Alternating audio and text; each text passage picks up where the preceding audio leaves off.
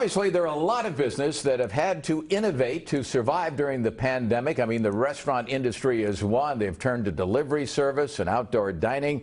And as NBC4's John Klimak now shows us, even though the Glendale Galleria is closed, businesses are making good use of the mall's massive parking garage.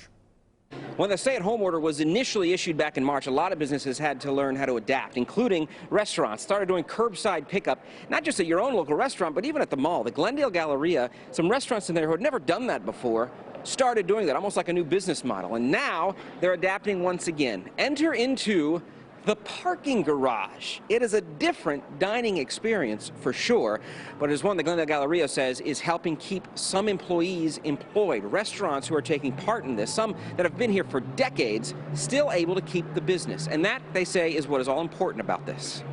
I mean, otherwise we just have to close permanently. The restaurants wouldn't be able to do any business because a lot of their businesses rely on walk-bys and people coming up and ordering food. So curbside and delivery services is just still a very, very small part of most restaurants' business.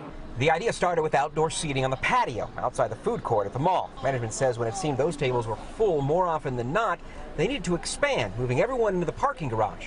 And while the pandemic still has the mall itself closed, those businesses who have weathered the storms like this before say they're doing all they can to keep afloat now. This one's unique. This one seems like it's going to be maybe the hardest one to get through, but I'm optimistic. I think we will.